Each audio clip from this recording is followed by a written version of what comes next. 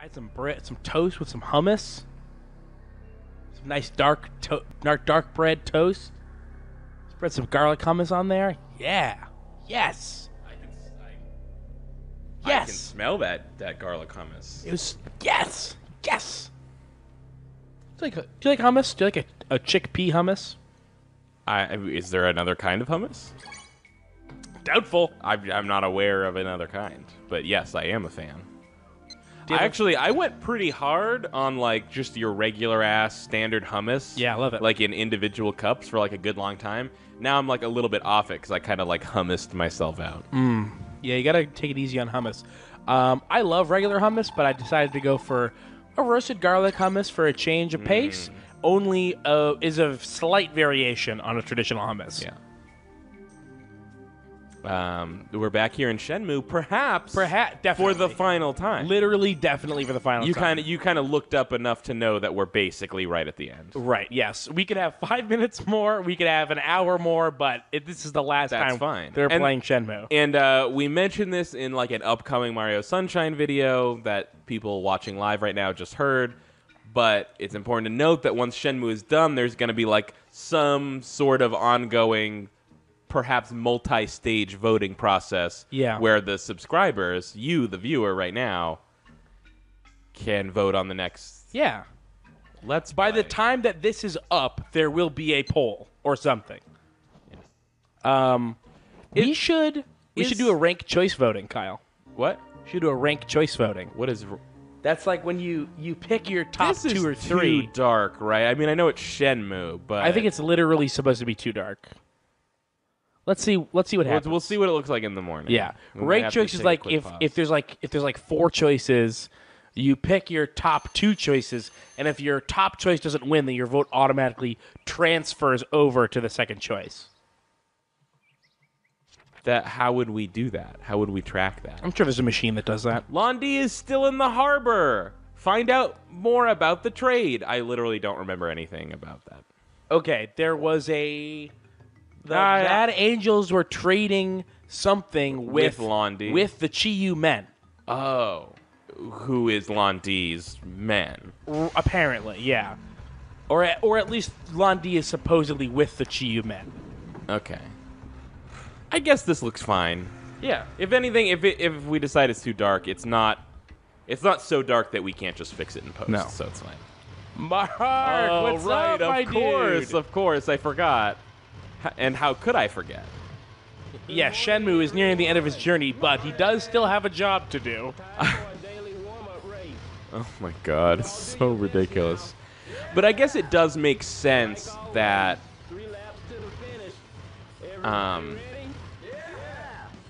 it makes sense that they use having a job at the harbor as the mechanic for like you are forced to go to the harbor every day no matter what because like, hey idiot, don't waste your time going elsewhere because it's the harbor. I guess. I don't know. Right, but there's like a lot of ways.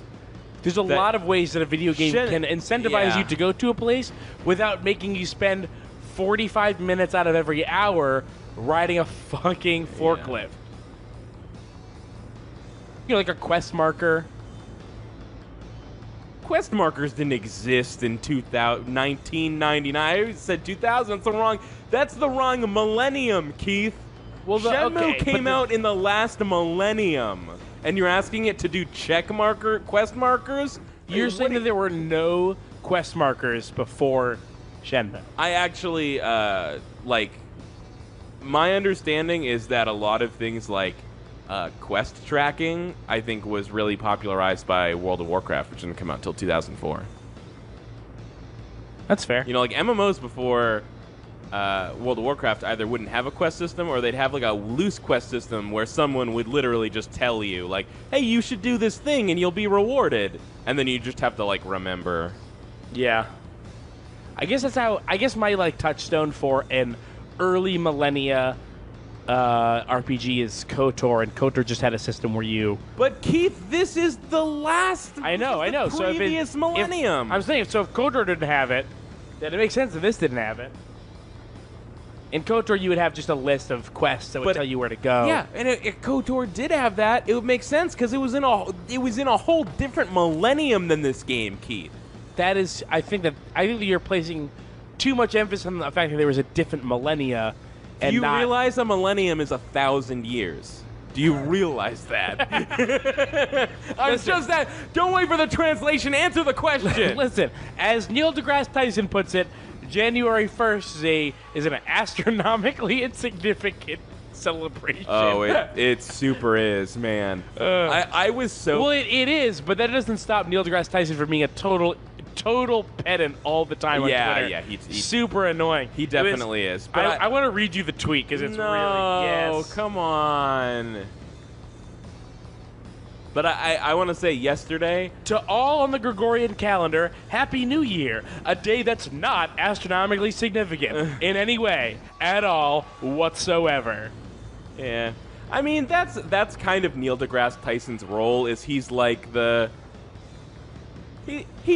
super smart astrophysicist, whoever the fuck guy for the layman. But he still lives on the planet. So there's a way to tell people, like, oh, hey, actually January 1st is like an insignificant date in terms of, like, was an arbitrary date to start the new year on. There's no reason why it's that date or why it should be that date, without making you feel like an idiot for celebrating Happy New Year. To be fair, like, the length of 1 year in the Gregorian calendar, or I would hope in most calendars, is just 6 hours short of one revolution around the sun. Yeah.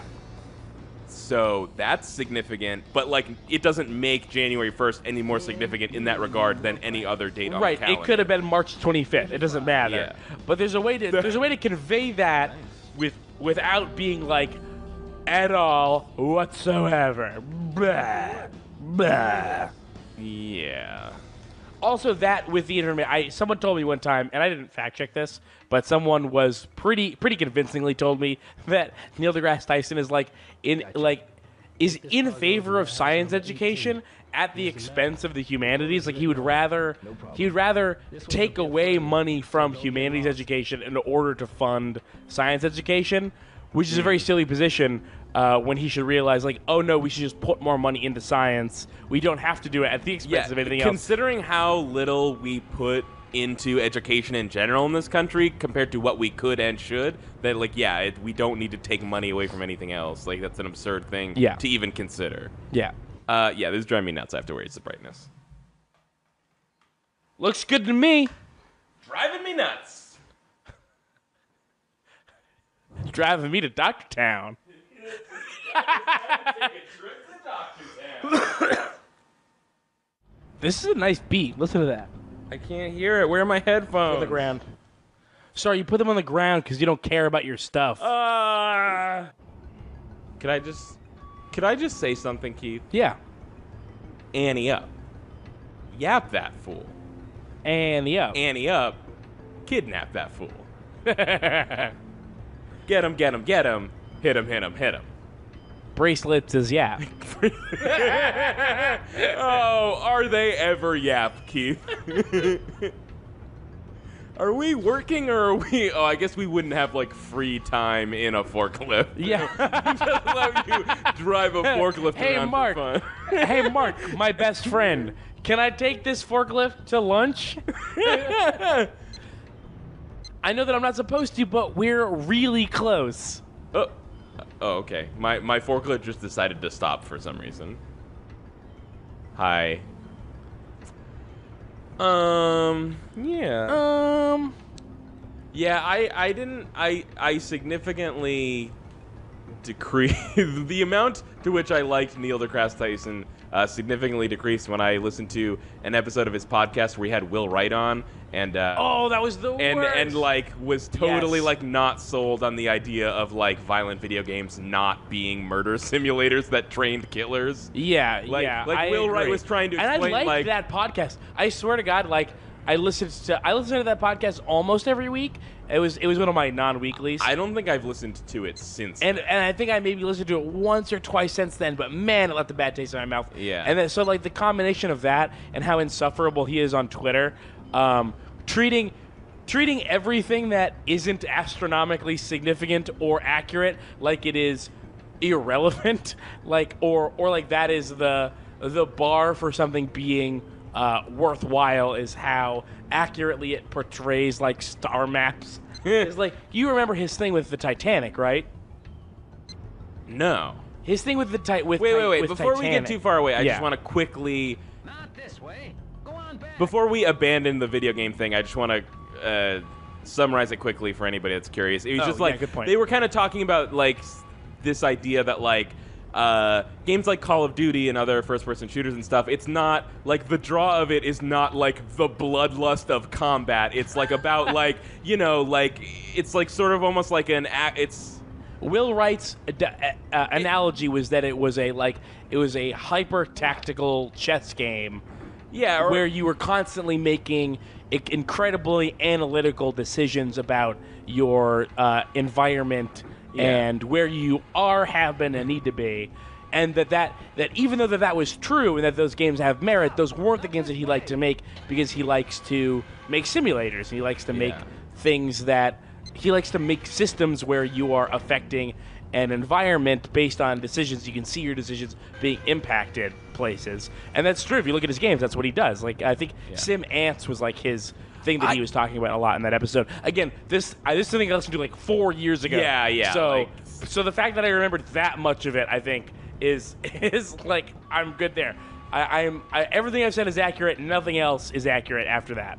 It was basically like Neil deGrasse Tyson was basically like, I read this thing that someone said that like when you're playing a violent video game, it's really like almost like puzzle solving, like every person you shoot is a lock and you're shooting them with keys to unlock the locks, and like and it's not about becoming a murderer. Like, is that true? And Will Wright's like, yeah, that's totally true, and he's just like, nah, I don't buy it.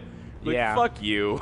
Yeah, it's kind of like how and not saying that I don't care that Roger Ebert died, but like when he died, there were a bunch of like video game people that were like, despite his views on video games, he was still a super cool, super smart dude, and let's care about that. And I was like, I want to, but all I can think about is how much of a fucking shithead he was about video games in every possible way. Well, I mean, that's from because he was like being elitist, right? About video games, he's looking down on them. Well, which means that you have to take into account his susceptibility to elitism when you're talking about him and his work, and that's something that affects all the work that he does. Not that he was being elitist about those things, but that his susceptibility to elitism can affect things like if you look at his reviews of what are you doing right now? I'm just trying to make the boxes go to where the boxes need to be. Do you have a box right now? I can't find the boxes. Do you have a box right now? No, I can't find the boxes. Boxes.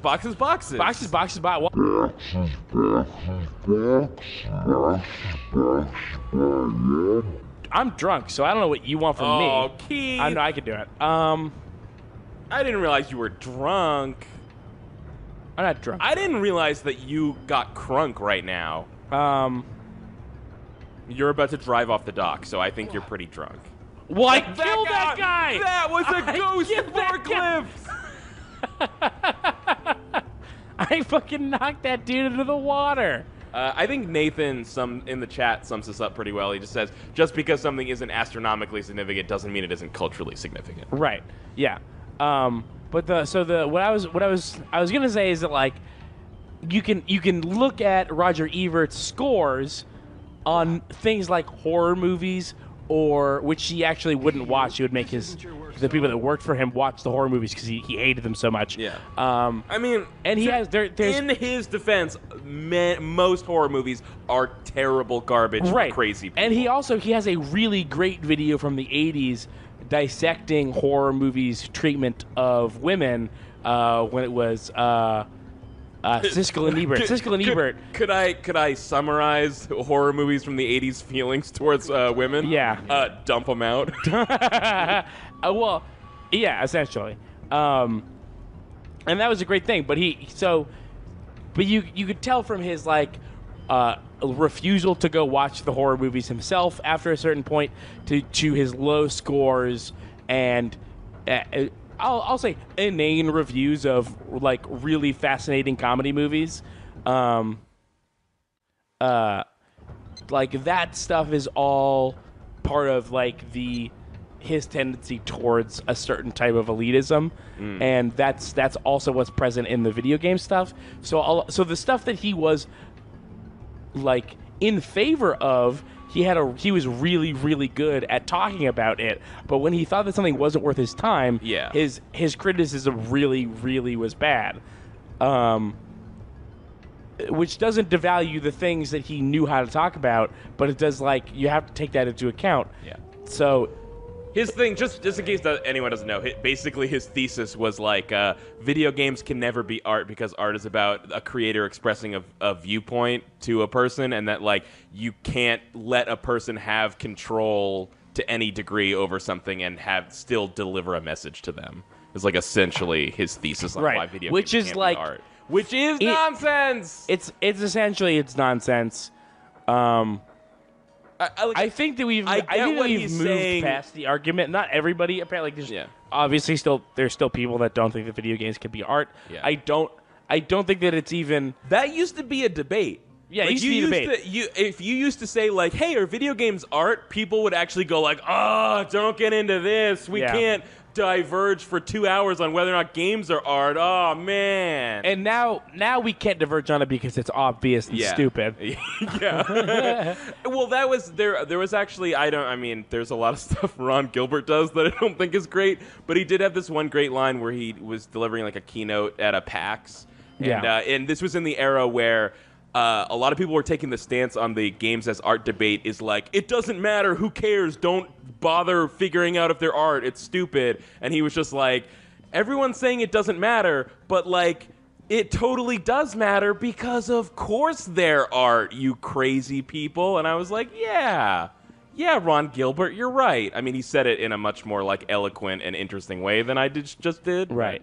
Oh, that wasn't a verbatim quote? No. Let's try to find where Londi is. Oh, did that just appear right in front of you? That is the ghost forklift of Yokosuka Harbor. So, Yokosuka Haba. So anyway, I think the point that we were trying to make is that Neil deGrasse Tyson is a pedant, and even though he's really smart, I can't remember who said this one time, but somebody had a really interesting thing that I read. I don't remember if it was an article or a tweet. It could have been either, but it was about how. Wait, sorry, just to interject real quick. Yeah. I need to refocus myself by getting a ice cold. Oh yes, please. I need some. And I mean, if we're gonna maybe a fruit or grape, I don't know. Pick any of them. Yeah, but maybe a fruit I would or grape. just pick one at random. Just one at random, but I do like a fruit or grape. Yeah, it wouldn't be the final episode of Shenmue if we didn't drink a fruit or grape. Or not final episode, but at least final sitting of. Right. Yeah. So the someone on Twitter, a thing. Yeah. So the thing that I remember reading at some point, someone talking about how because physics is really hard and it's math, and how everything is sort of math, science is math, and math is math, and philosophy is math. Wait, whoa. You can't walk past philosophy as math. What are you talking about? A lot of philosophy is rooted in mathematical proofs of like the math, science, and philosophy all share that they need to have proofs to prove that they don't have like faults in them. Sure. And even though philosophy is like a very intellectual and non-numerical thing, there's still a lot of math involved in a weird way. It's hard to get into because I'm still a little bit drunk. I think you're trying to say that there's like a reliance on like logical processes. There's logic. There are logic equations in philosophy a lot of the time. Like if you look, I might have moved it. I moved it. Never mind. I was gonna say if you look over there in this little mini bookshelf that I have over there, there's a book by Kant called The Critique of Pure Reason, and the cover of it is just like this word divided by that word. It's very funny. But anyway, so hey, do you know the point about of this Londi? Anything about a deal? Listen, I heard something about a deal. Have you heard about a deal? Are you talking about the New Deal? Social Security? Yeah, you can tell by that real cold look they always give you. If looks could kill, is that so? Well, they wouldn't. If need looks to, could they kill, they just regular kill. They don't need looks to kill. So the Whoa, thing that whoa! Am I being spied on them too? Good. That will make it easier to look for them. Come on out! Sir, Shenmue is becoming unhinged at this point. Yeah, his note taking is becoming increasingly erratic. A coworker said he feels the Mad Angels. The Mad Angels. At this point, he's known about the Mad Angels for weeks. He knows where their hideout is. He knows everything there is to know about the Mad Angels. Anyway, let's so talk to this cat. This thing that I read was talking about how sometimes physicists, because their thing is so hard, and because it sort of touches on theoretical physics, which is sort of like in a lot of ways like a non-mathematic form of physics that is unable to be proven. Sure. And there's a lot of hard math involved, and there's proofs involved, like philosophy, that physicists will just be like, oh, I can do anything. Like, I could just write, like, there. You can basically prove anything. Right, yeah, this was a critique of a physicist who wrote a book on philosophy, and the critique was, this physicist doesn't know anything about philosophy, he's a physicist. This book is garbage, this guy doesn't know what he's talking about, because the thing that he knows about is planets. Okay. And I think that Neil deGrasse Tyson suffers from a lot of that, where he's just like, well, everything in the world functions through the lens of astrophysicists, so everything I say is relevant on any subject. Yeah, that he applies the same lens that he applies to astrophysics to all things. So the thing that I was talking about with the movie The Titanic was that it's like the Titanic prides itself on being so historically accurate, but no, it doesn't. That's what he said. And I believe that it did pride itself on that, whether or not it's true. But he was like, oh, you know what? I think you're right. No, sorry, go ahead. Yeah. But it's James Cameron. He's always trying to be very specific about his bullshit. Sure, yeah. His bullshit garbage movies that suck. Well, hang on, though, Keith. Yeah? I just recently bought a DVD copy of Ghost in the Shell, and on the front of that box, there was a quote from James Cameron saying that he thought it was really good. And he's right. It is really good. So I think James Cameron knows what he's talking about. A lot of people like Ghost in the Shell. I bet Nick Carter from the Backstreet Boys probably likes Ghost in the Shell. Doesn't make the Backstreet Boys good. Doesn't matter how much I liked them when I was 7. Oh, Shenmue doesn't have a girlfriend right now. I like women that are intelligent as well as cute, sweet and honest. Yeah. Oh. Those are good qualities. I just know that there's something out there for me somewhere. This is, you know what this is right now? What? You know that part in Westworld where they say the hosts talk to each other as a way to error correct? Error correct? This is what's happening. These are just robots talking to each other to practice talking. Yes, and they're in the very early stages. I enjoy women that are cute as well as intelligent and honest and funny. It's yes, those are good qualities in a human. Here's what I'm looking for in a woman. Everything. I want her to be the best at looks and brains. And also, hi, I'm a computer. Anyway, so the point was, I've been trying to tell this fucking Neil deGrasse Tyson Titanic story for half an hour. What do you want from me? Tie it up so good, though. On the back of that Ghost in the Shell box, positive quote from Roger Ebert. So I take back everything I said. That guy's perfect about everything, right? No. Anyway, okay, so Neil deGrasse Tyson emailed James Cameron and forced him in a re-release of Titanic to fix the inaccurate star maps. No! The inaccuracies, if they pride themselves on being accurate, why aren't the star maps accurate? We have the information. Why doesn't he... who fucking cares? It's a movie. Nobody's studying the movie for star charts because we already know the star charts. Keith, could I say? What? You're wrong. There is one person studying the movie for star charts. It's Neil deGrasse Tyson. God, how did he get Eugene Merman to be on this podcast so much? A genuine talent as opposed to a total pedantic hack. Fuck you. Oh, Merman. Here's a Man of the sea. God, I love Eugene Merman so much. Anyway, and here's the other shit. Everybody, mark your calendars, because this is the day where I tell you that Neil deGrasse Tyson's Cosmos isn't even half as good as the original Cosmos, which was which was a personal voyage. That's what made it good. What do you mean?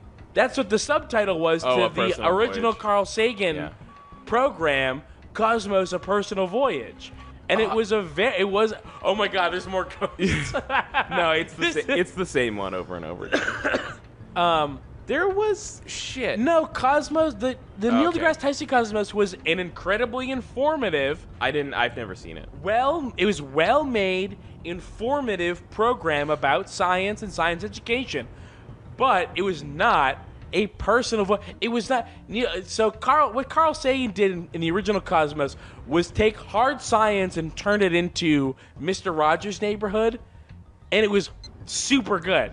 And as good as the Neil deGrasse Tyson Cosmos is, it didn't have the heart because it's because his Neil deGrasse Tyson is a robot man. Yes, that's exactly what it is. He's someone that watched Titanic, watched a movie about two lovers being separated by death, and said these stars are wrong. Fuck you. Wait, no, that is literally like what a robot would do. It'd be like you gave him Titanic and he just went, stars are wrong, please correct. It's like watching somebody take a red pen and crossing out the words love and replacing what is this irrational? Like, I have detected an error in your work. But okay, if love leads to sadness, why love?